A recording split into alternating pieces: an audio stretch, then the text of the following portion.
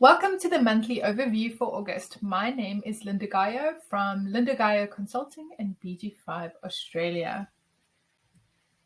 We are going to continue our anti-clockwise direction around the wheel, around the mandala, as we circle through the different gates of the sun. In the month of August, we will transition through the leader, formulization, perseverance, achieving union, and deliverance.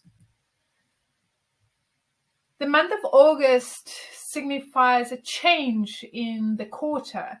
We are now going to move into the quarter of duality, purpose fulfilled through bonding, through connecting with others and co-creating.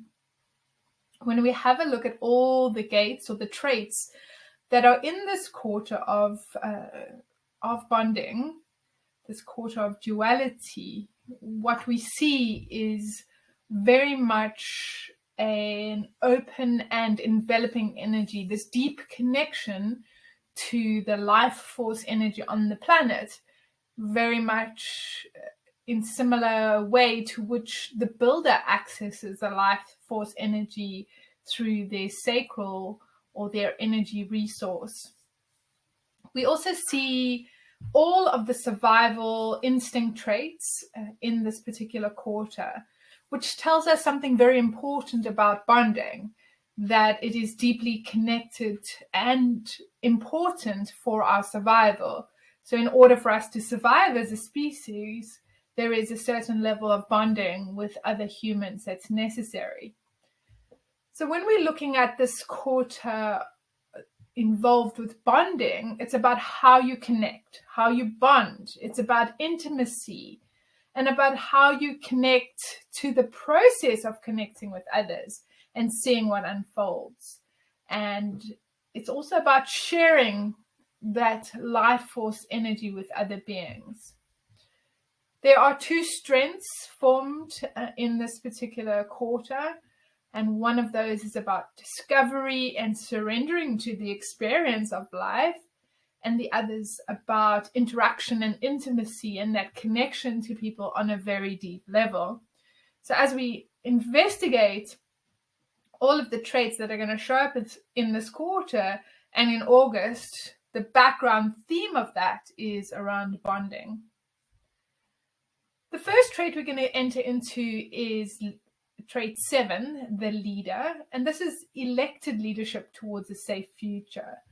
And it's elected leadership because someone with this trait cannot move to a position of leadership without the support of their peers and without them being seen and recognized for their ability to lead us towards a safe, ordered, and guided and secure future. And when they recognize for their ability to be able to see what direction we need to head into and whether the direction we're currently heading on needs to be corrected or modified. And when that's recognized and elected into position, they can have a lot of influence. They can be actually quite influential and have this ability to persuade others to follow their leadership, their direction. And so this week, when the 7 comes in, when this leadership comes in, there are these 6 qualities of leadership that you may notice in your environment. We have leaders that are very much authoritarian. We have the democratic leaders. We have the anarchistic leaders. We have the abdicators. We have the generals, and we have the administrators. And so just paying some attention to the different types of leaderships that you may see showing up. Next, we move into trait 4 of formulization, which gives us logical answers to life's questions. So this trait's all about these questions that get asked and then logically trying to find an answer or a formula to those questions. And the answers are there to provide us with a way to organize and support us in moving towards a secure future. And remembering that an answer is just a potential. It's not necessarily a fact. an answer can be proposed, but then one needs to test and experiment and discover whether or not it has validity or not. And once we have an answer, we are here to share that answer. When we start feeling as if we need to answer our own questions about ourselves and our own direction in life, this is where we can slip into the shadow aspects of this particular trait. Next, we move into trait 29, which is perseverance, and this is saying yes or saying no.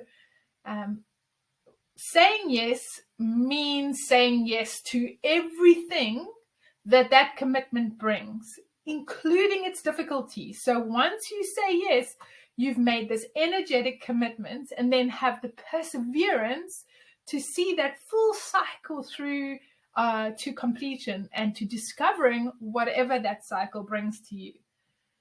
And in that process, once we've committed to something that is correct for us, we actually get to discover more about ourselves and about our relationship to the world around us. And knowing what we have energy for is crucial here, because you're never going to know until the end of that commitment what that journey was there to give you. And so it's important to just kind of enjoy the ride and be like, oh, well, let's see where this takes us. Next, we move to trait 59, achieving union. And this is where you have this intimacy that leads to the creation of new things.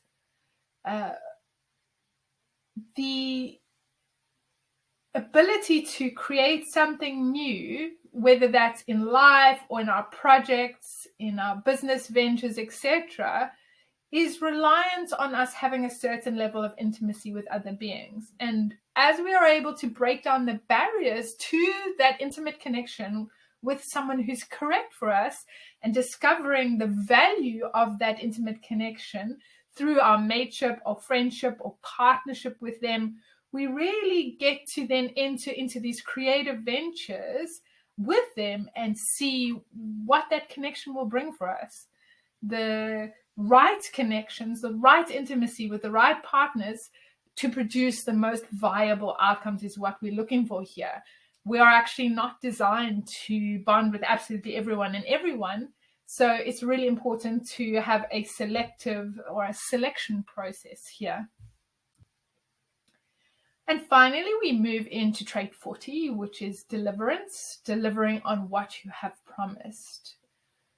When we do work that is correct for us and we get this great satisfaction from delivering on what we have promised to an appreciative family or tribe or team or group that you work with, this is kind of that beautiful dynamic. There is the work that needs to be done, but there also needs to be this reward or this recognition for the importance of your contribution to your tribe or to your family or to your team or to your community. And it's this bargain of reciprocity where you deliver something and you receive something in return. And if that's only praise and that is enough to give you satisfaction, that's fine, but it may be a monetary exchange as well. Trait 40 is in the willpower function, so it brings this willpower to get things done, to deliver on your promises. But the willpower is linked to the heart, and the heart has this beat. It goes on and off and on and off. And this is very much how willpower works. We can only apply it for a certain period of time, and then we need some time to take a rest. So just watching this week when trait 40 is around is, are you feeling pressured to deliver on promises? Are you making promises that you should never have made in the first place? And what kind of willpower pressure are you putting on yourself to deliver on these promises? So to summarize, in August, we will transition through the leader, which is all about direction of the future. Formulization, which is logical answers for the future. perseverance, which is more of an experiential discovery process, saying yes to things and having the perseverance to see them through to the end of the cycle. And this is really having the energy to do that is important. Achieving union, which is about this beautiful intimacy and connection, and having the fuel to break down those barriers to achieving those connections that lead to creativity. And finally, we will be in trait 40 of deliverance, which is very much connected to the heart and to willpower. I hope you have enjoyed this month's overview of all the traits that we're going to cycle through. If you have any questions or would like to dive deeper into how these specific traits impact you personally through your unique design and how to be guided to really live truly as yourself, then please feel free to reach out. Until next month, I hope you have a good one. Bye for now.